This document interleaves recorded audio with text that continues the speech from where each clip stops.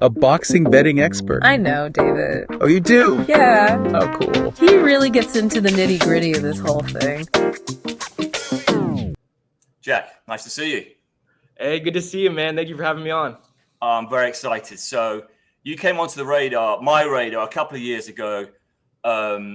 I saw some videos you'd done, and you had some really strong opinions, and I just instantly was sort of interested in how you presented these opinions, forthright, balanced, confident.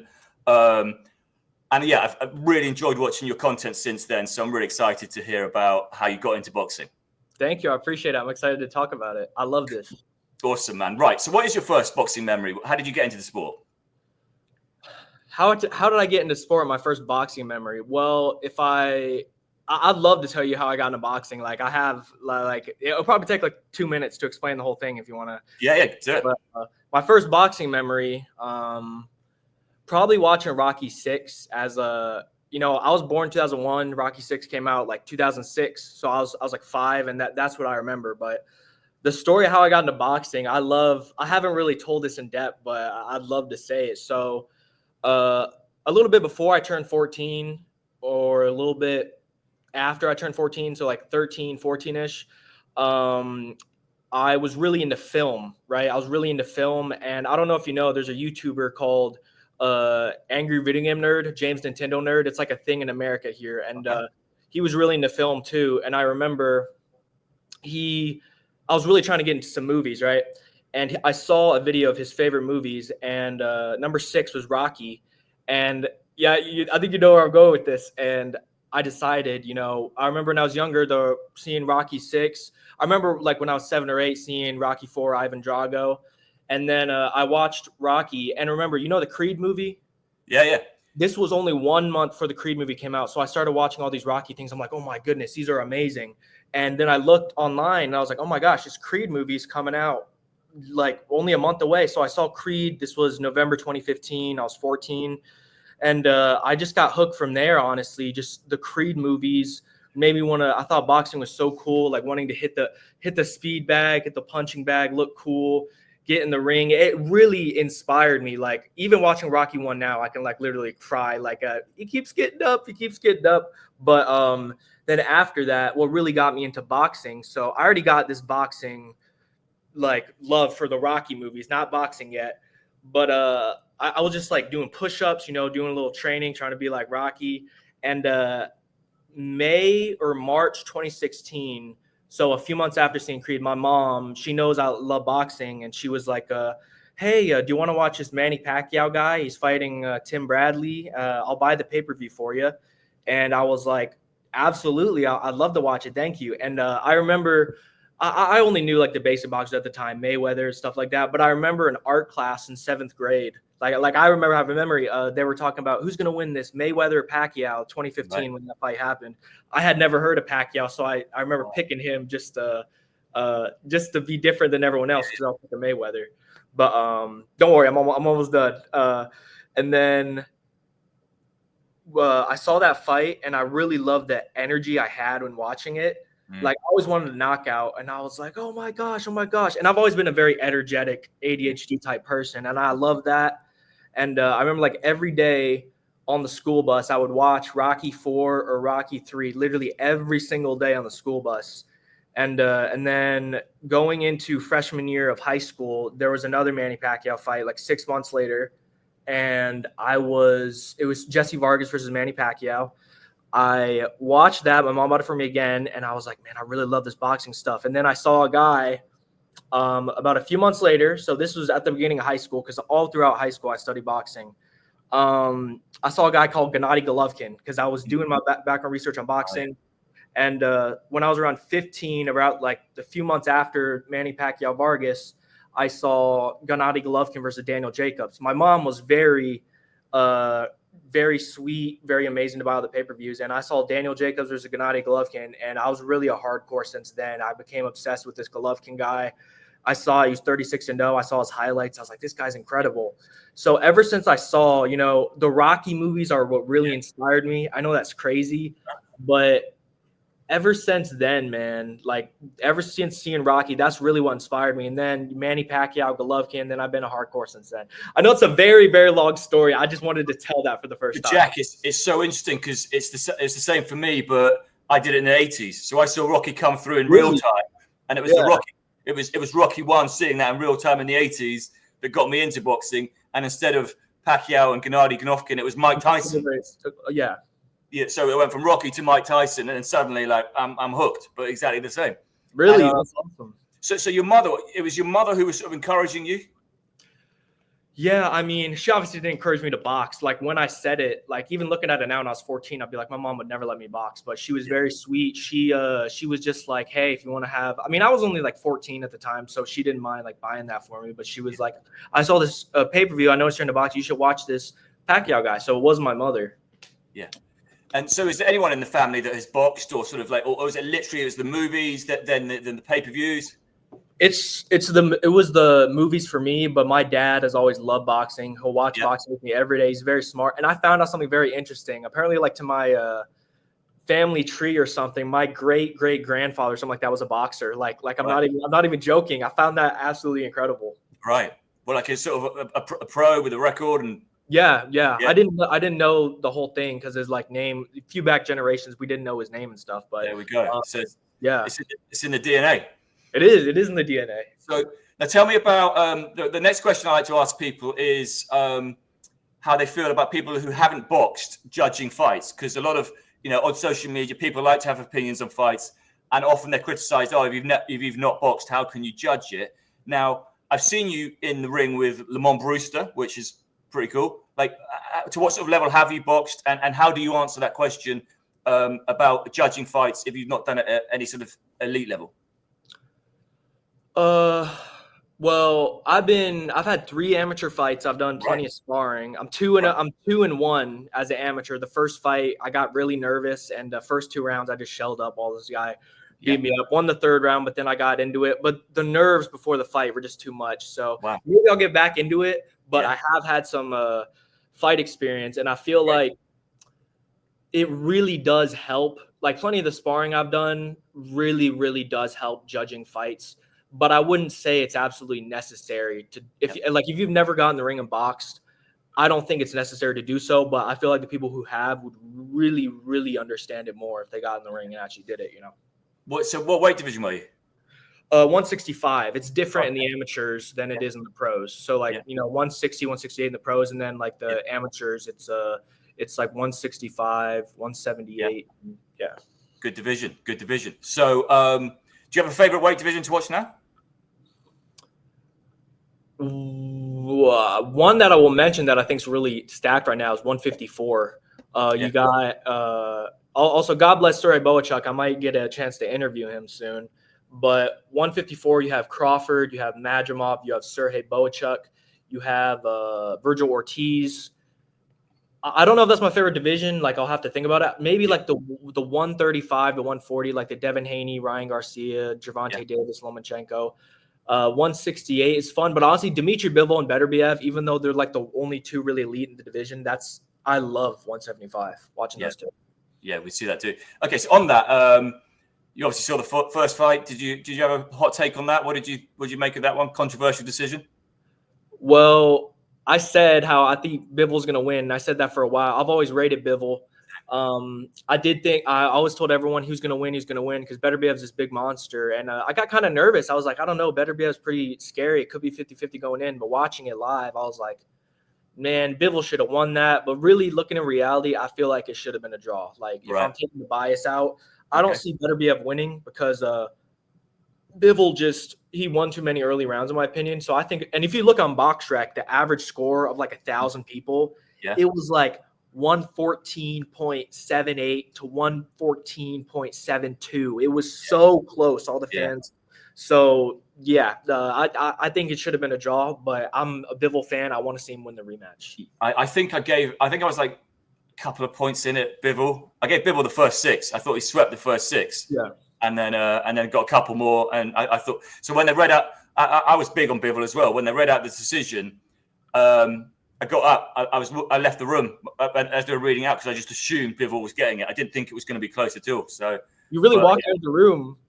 Yeah, I was like, on my way out. I was like, oh, there's no way that I can't remember what the scores were, but they were wide enough that I was like, oh, it's Bivol then. And then they were like, Arthur. I was like, well, Arthur, that's not Bivol's name. So yeah, right back in. So it's obviously a controversial sport. So if you could change one rule about boxing or add a rule, what would you change about the sport? Honestly, I know a lot of people would say like live. I don't know what kind of judging called, like live judging, where like in between rounds it announced the scorecard. They did this for Austin Trout versus Canelo Alvarez. Like they were like, the score is da da da da da, and I don't like that because, and I think it was like round 9 they announced the score or something. Like Trout realized like on the court cards he was going to lose if he didn't get a knockout, and I think that kind of gets rid of the excitement.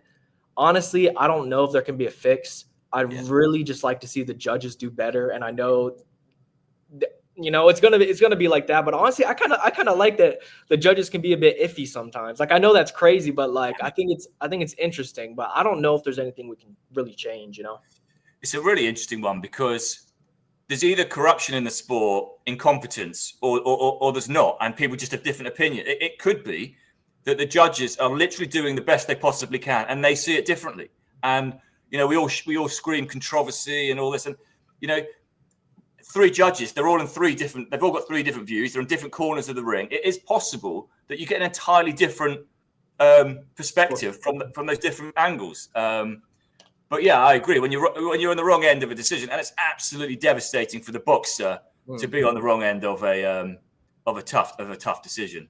But yeah, what they do about that, if the open scoring is not a solution, yeah, it's a tough one. Open scoring, that's what it's called. Open scoring, yeah. Okay, so either we're just early January now. So what was your favorite fight in 2024, or do both, and your most exciting fight for 2025?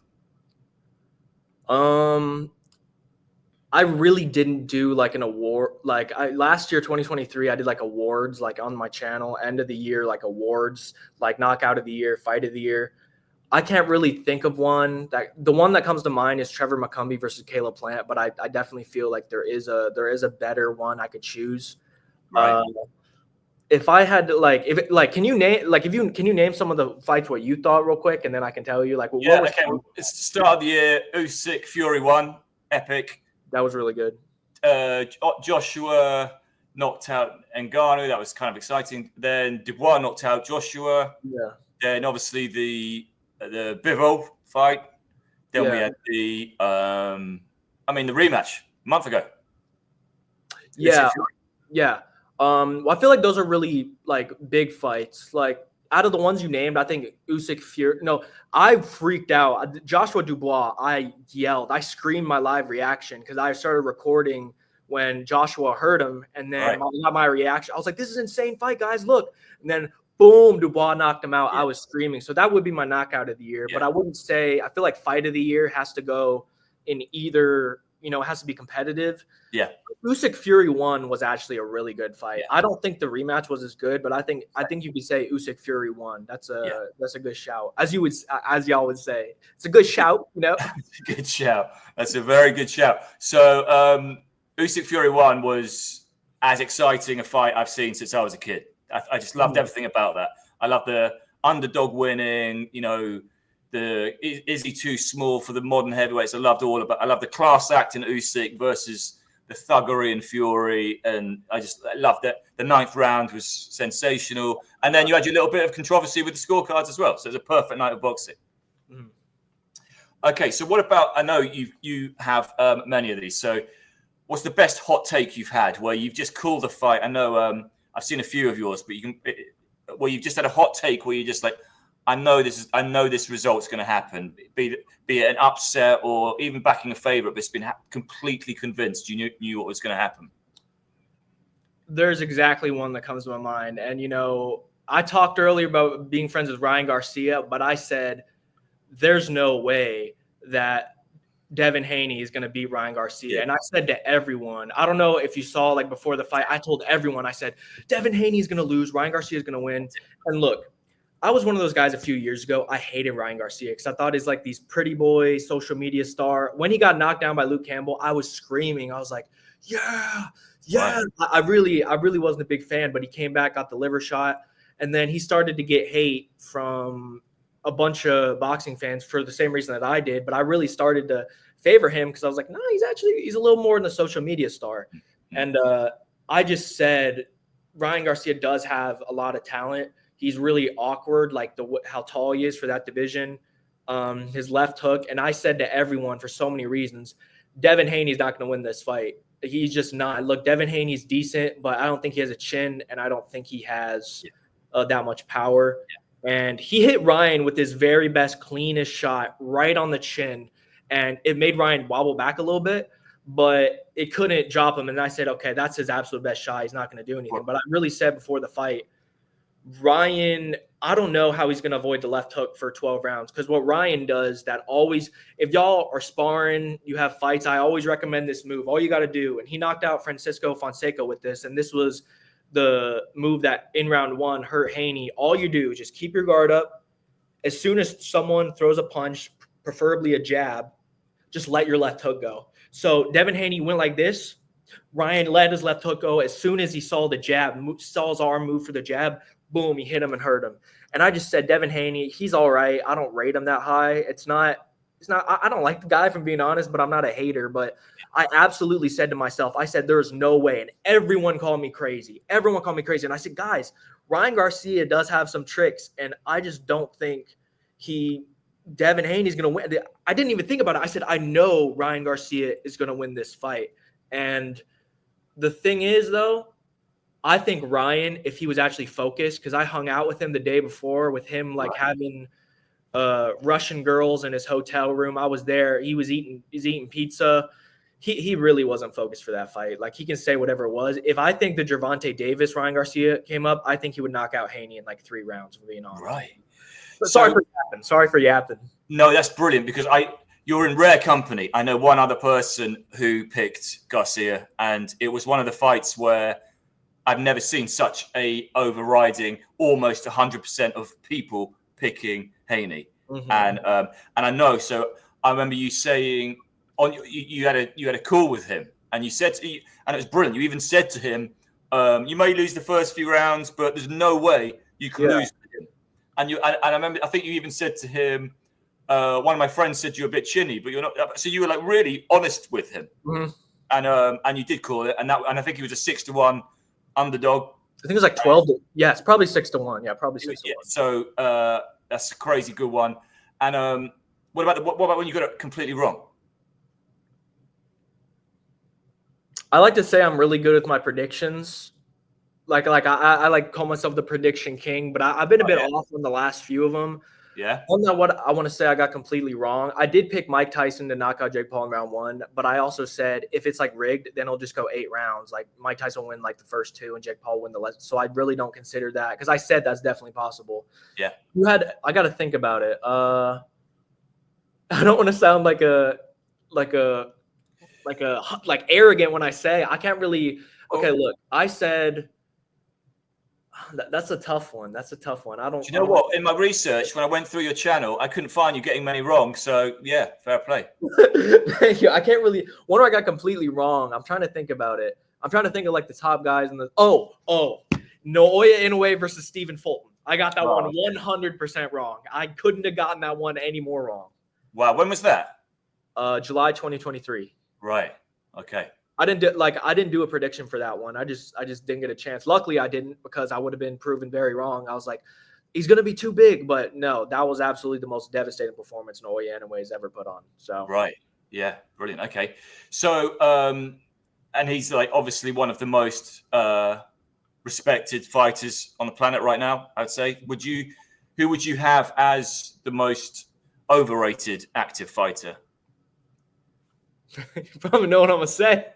Devin Haney, probably. Yeah. Honest, overrated. I gotta say Devin Haney. I just don't think. I don't think he has a chin. I don't think he can take a punch very well. I don't think he hits hard at all. I would have to say it's Devin Haney. Okay. And what about another thing that really impresses me in your content is how far back in the history books you go. Like you do deep dives. Like obviously you watch the Rocky movies 30 years before you were born, but you also know the history of the sport. So who's the most overrated boxer back in history? I gotta say, I got like a top two, right? Number one, Mike Tyson by far. Number two, I'm gonna say Julio Cesar Chavez. I can get it. I can get into that. I know a lot of people think that's controversial, but Wow. absolutely. And we talked about this before. Like Mike Tyson, I absolutely said and I still double down on it. And it gets so people get so angry. I always say you're 23. You don't know anything about boxing. You weren't alive there. And when I started boxing when I was 14 or 15, all I did was have Mike Tyson Of course. motivational videos. I was Cool. such a big Mike Tyson fan. I was like, look how fast he was. He was Yeah. with Customato. When he was Yeah. focused, no one could beat him. But Yeah. the more I learned about boxing, I absolutely think he's the most overrated of all time now that I know what I know. Amazing. Absolutely. And again, same here. I grew up watching him in real time. I thought it was unbeatable. And it's only when you get older and you start looking back and you've got a bigger sort of frame reference to consider that you sort of see things a little bit differently. It's still any Tyson fan, they are so cult-like in their support for him. And obviously he did great things for the sport and some terrible things for the sport. But he was the first guy to like generate these crazy $30 million dollar paydays. But when you ask them what is his best victory, it's a very hard question to answer because it's either an old man who came out of retirement and was 38, or it's a guy who wasn't really a heavyweight in the first place, and then you start to struggle. And perhaps it's Donovan Ruddock is his best win. I don't know. People say Michael Spinks because he's not a real heavyweight. And he was scared. He was so scared in the first round. But Donovan Ruddock's probably the answer. Yeah, I mean, and that's a tough answer. Okay, so talk about some of the fighters you've met. I'm fascinated to know how the relationship with Ryan. You seem to Lamont Brewster. You've done some training with him. How do you know all these people? With Lamont Brewster, I was really lucky because he just happened to train at. He's one of the few fighters from Indiana, and that's where I'm from, Indiana. Okay. And he was one of the few fighters from Indiana, and I went to start training boxing when I was like 15, going to my first gym and American Top Team. And he just ended up training people there. And I didn't recognize him because I'd only really, all throughout high school, I really didn't like really watch a ton, like 1,000 fights. I really only watched like maybe like 300. And like, I know that's still a lot. I really just looked at BoxRec, and the way he looks now really changed. So when he started like talking to the class, I didn't like teaching a boxing class. I didn't recognize him, but then at the end of it, he was like, that's why I'm former heavyweight champion Layman Brewster. And I'm like, hey, I know you. I saw you knock out Andrew Galata in like 50 seconds. And we just became great friends. We're still fantastic friends. Right. Brilliant. Amazing guy. Yeah. I've sparred him I've probably sparred him like 5 times. Oh, wow. Yeah. He's an amazing human being. Probably the best guy I've ever met. He's such a nice person, but that was just luck with him. Just right place, right time. Yeah. So he beat Vladimir Klitschko. No, but Vladimir. Yeah. Vladimir. Big upset. Right. So what does he do now? Is he just a coach now, is he? Yeah, he's just a coach now. He has his own gym, Brewster's Place, or it's Brewster's Palace, I think. He's teaching like younger kids now, and he's doing great. Yeah, brilliant. What a good story. And what about what about the Ryan Garcia thing? I'm really good at one thing I've always been like known to be good at is making boxing edits. And on Twitter, I really know how to make a video viral. Okay. So it was about a year ago. It was like January 27th, 2024. So almost a year ago. I decided I want to get an interview with the big boxer, and it really doesn't get bigger than him, like in terms of getting an interview from a boxer. Yeah. So I decided to make a video on the Gervonta Davis fight.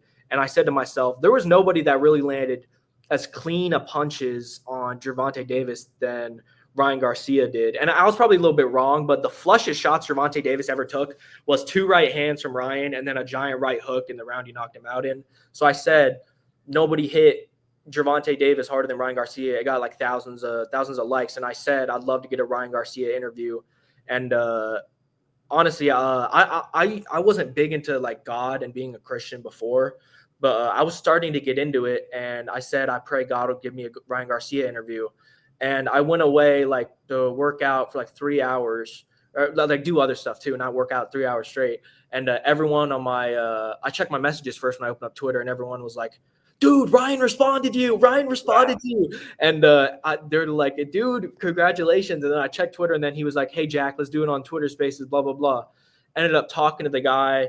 And I really felt, and I know this may sound corny, I really felt like I was talking to God through him. Like, I know he may be like crazy, may say some crazy things, but some of the things he said to me when he was absolutely like not doing crazy stuff, I really felt like I was talking to God through him. He told me amazing things. He was really nice to me. He gave me $2,500 as just like a blessing. He was super amazing, nice guy. But it was actually too much money. He tried giving it to me. It was too much money, and then he said, "I'll just send you 500 for a blessing."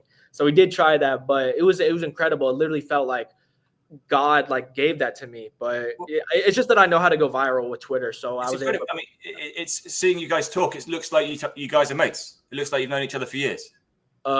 Yeah, he's a little hard to interview because like he can go from place to place, like just be like, oh, this dude, F that dude. So he's a little hard to control. And I don't really we kind of had like a falling out because it's like if I'm gonna be a boxing journalist, I can't really be best friends with a boxer. And I don't know, just things kind of fell apart with him. I hope he's doing okay. I prayed for him. Every time I send him a message like, hey, Happy New Year, Merry Christmas, hope you're doing well, he immediately sees it. And that's he has 12 million followers, so that's saying something that he still looks and reads my messages. Yeah, amazing. What a brilliant story for you, like, you know, early in your sort of experience of getting into boxing to land that one. Absolutely. And what about this side of the pond in terms of like British boxers? Any standout that you want to give respect to over the years, either current or historical? I love the British boxing fan base. Y'all have the best fans over there. Like for the Ricky Hatton fights, there's only one Ricky Hatton. He was amazing, but one of my all-time favorite boxers. He's one of the best heavyweights of all time. You know who I'm talking about?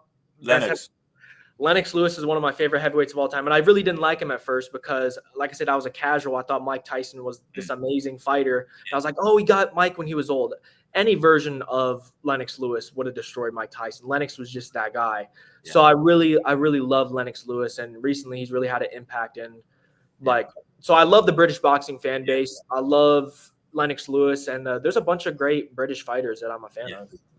Yeah, Lennox. And also, like, for you coming to Lennox's career, again, for me, I could enjoy it when he was a little bit more exciting. I saw him knocking guys out early, and then he became the part two career was a bit more cautious. And still Hall of Fame stuff. But if it had a little bit more exciting, he could have been something else. Because I think also he was like 6'5", 245 pounds. I think that's optimum heavyweight statistics. Anything more, I think it starts to be a disadvantage. But 6'5", and athletic and fast and power, brilliant fighter. And he's a real 6'5". A lot of guys lie about their height. Like Tyson Fury is not 6'9". Yeah. David Price is 6'9". Standing next to Fury, Fury's like 3 inches shorter. Lennox Lewis at this age, standing to Fury, was literally like the same height. Lennox Lewis is a real 6'5". Yeah. He's a tall guy and 85-inch reach. That's like the tallest ever up there with the Fury. Yeah. And still fit. And I mean, he was accused of having stamina issues, but was he?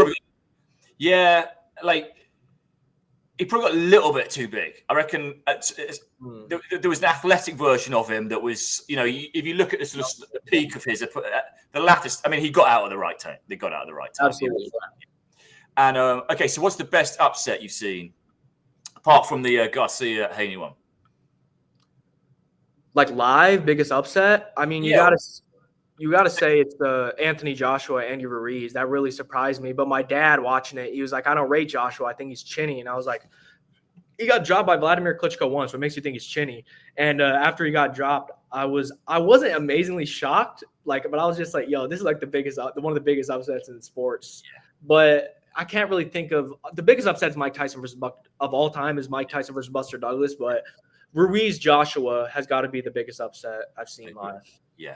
And it's funny because that's it. We hadn't had a huge one like that for years. And then since then, there's kind of been quite a few. Like every time Joshua's lost, it's been a big up. You know, losing to Dubois again was a big up. It was even favourite against Usyk.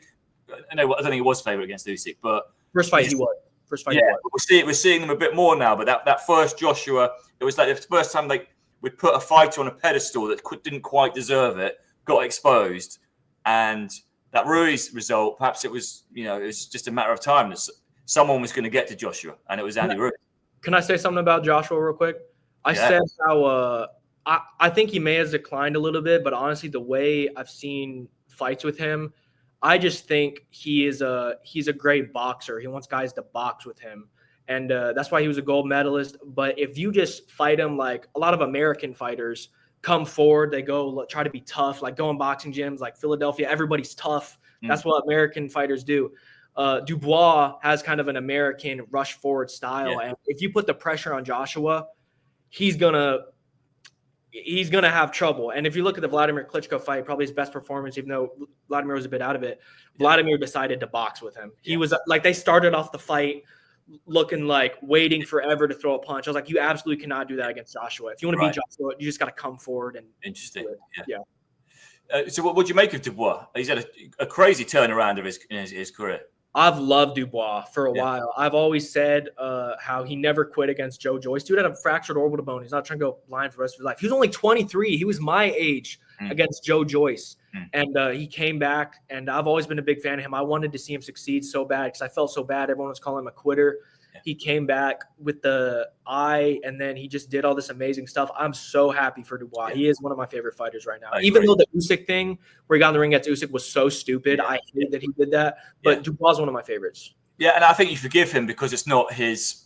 He's not got the personality to know. And I don't know. It's not his fault. I don't think he's a bit he's a bit autistic. I kind of. He said some strange things over the years, but you can't not like him. And also there was a Tyson-esque throwback to his ring walk against Joshua, where he just looked, he was just in black, and he just looked.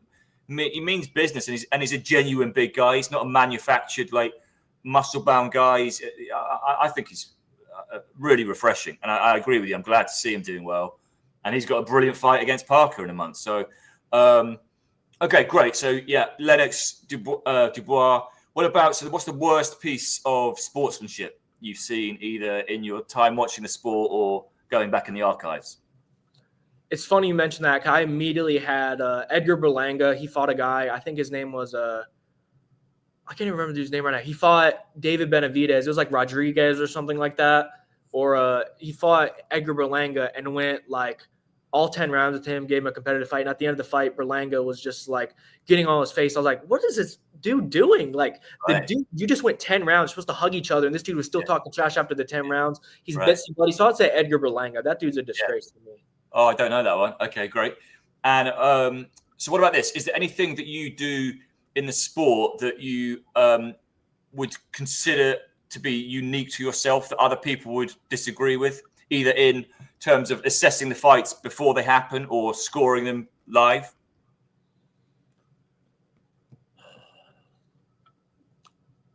I would say I watch I know a lot of guys do this. I would say I watch a lot of the undercards. I would say I do watch a lot of the undercards. I know a lot of people don't do that. I know it's kind of a basic answer, but I don't really think of anything like unique. I really do. Yeah. Just a fan, Yeah, so you get stuck in. Great. And so what about this? What about your favorite boxing quote? Floyd Mayweather, he said, I chose to be the bad guy. And at first, the more I learn about boxing, like I said on Mike Tyson, I thought he was amazing when I first started. The more I learned about boxing, I really started to like Floyd Mayweather. And he said, I chose to be the bad guy. So I really like that one. That's a good one. Haven't heard that one. Brilliant. I thought it was for the Shane Mosley 24/7 fight. Like before he fought Shane Mosley, they did 24/7 on HBO. Yeah, I remember those. He did it there. I thought you were going to say Larry Merchant. Do you remember after the interview and Larry Merchant said, if I was 50 years younger, I'd kick your ass. That's pretty good. I'm not sure that was true, Larry. I'm not sure that's technically true, but it's nice that you thought so. Yeah, what about so Rocky, best movie? Is Rocky the best boxing movie, or was it Rocky 6 or Creed? Best boxing movie, I think in terms of like cinema, Rocky 1 is classic. But in terms of like having fun, because I feel like, and you can probably understand what I'm saying, the first Rocky movie was like, the first two actually were like real like cinema movies. Yeah. Like when 3, 4, 5, and 6 came out, it was just fun. It were just fun movies. Like, so in terms of my favorite, I might say 3 or 4, obviously, with Clubber Lang or Ivan Drago, very basic picks. They're more fun. So I'd say the first one is the best Yeah. I don't think it comes. I don't think any movie comes close. Like Raging Bull with Jake LaMotta, like Robert De Niro was great, but I still don't think anything comes close to the original. I agree. Couldn't agree more. Okay, and what about boxing books? Do you read many boxing books? I don't read a lot. Like my dad's a really big reader, but I don't know. I just don't read. Yeah. I read articles, but I don't read books. Podcasts? 3 Knockdown Rule with Steve Kim and Mario Lopez. That's a great show. I watch that sometimes. I don't watch a Michael Montero. He does a show called 3 Knockdown, or not 3. No, the Neutral Corner. And then these 2 guys, Kenny Keith, the boxing rant. I think that's what the show is called. I don't watch a ton of boxing recently. I've kind of just been more in tune to listening to music than podcasts. Well, those are a few that I've liked in the past. That Kenny Keith one, it comes and goes, right? They disappear for years. Yeah. I always wonder what they're doing in their private life because they disappear, then they come back, all guns blazing, then they disappear again. They're so funny, man. They're so funny. Yeah. I like them too. And okay, what about the most goosebump moments? As a boxing fan, we all have that thing when the heart's beating out of the chest. Best goosebump moment before a fight, or the best ring entrance you've seen? Best ring entrance I've ever seen. I liked Floyd Mayweather against, I think it was Arturo Gatti. Another one, Bites the Dust. He came in with like a throne, or like as a king on like a throne or something. Right. The one that comes to mind was Terrence Crawford versus Sean Porter. He used a great old hip hop song, LL Cool J, I'm Bad. And he timed it so for the ring walk, they played the first minute of the song. And as soon as they showed like highlights on the TV of Crawford, and then after the hook of the song, the next verse was like, I'm like Tyson. And they said Mike Tyson, the song. And immediately right before the verse started and it said, I'm like Tyson, they rolled up the thing to show Crawford.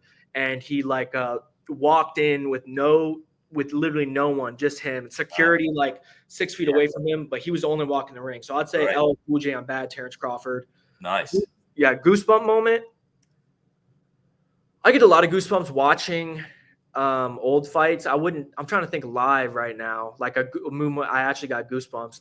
One thing I love is they'll say the old thing, something old that gives me goosebumps is HBO, like 2014 to 2017. When they showed the tail of the tape, they had this really cool theme song. It was like it was like gladiator music. I think it was like some type of that one Led Zeppelin song off. I can't remember the Kashmir, like Physical Graffiti or something like that. Yeah. Has the same beat as that, and I love that. Every time I hear that gives me goosebumps. Nice. But watching live, I don't think Bivol Beterbiev, the Saudi Arabia thing before, where they had their swords like this. I can't remember. It might have gave me goosebumps, but I thought that moment was amazing. Yeah, nice.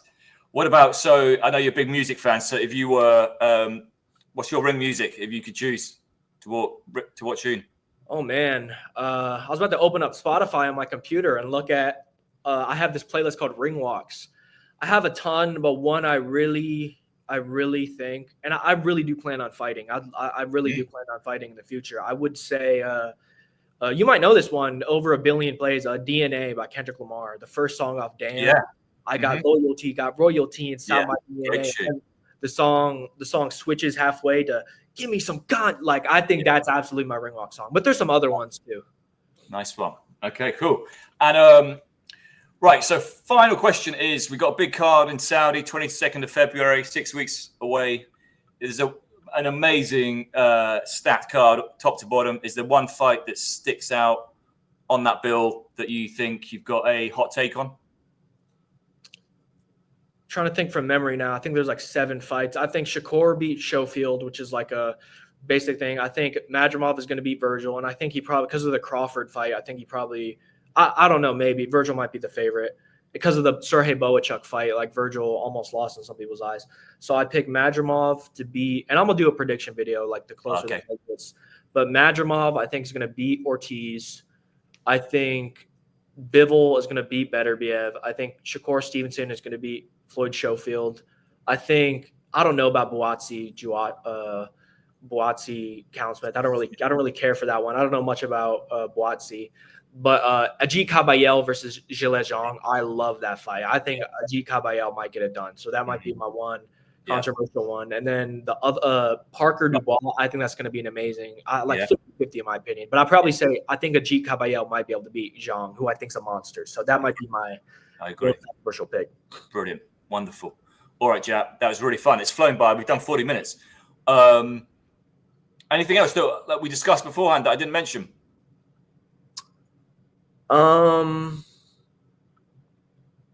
No, I think we covered it all. Mike Tyson being overrated, that stuff. I love what you're doing, man. I love what you're doing. Can I plug my stuff real quick? Like that's how we wrap it up. Yeah, what is it? Is it your Twitter, your YouTube? Yeah, I don't really.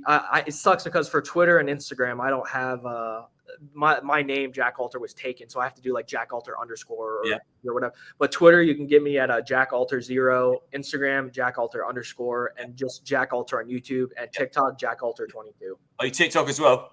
Yeah, but it's not boxing. It's just like okay. We'll put them all in the description. Make sure they're all mentioned. So brilliant. All right, Jack. Look, that was really fun. It's flown by, and I really enjoyed talking to you. And yeah, hopefully we'll do it again. Absolutely, man. I enjoyed talking to you too. Amazing stuff, man. All right, Jack. Take care, man. Take care, brother. See you soon. Bye-bye.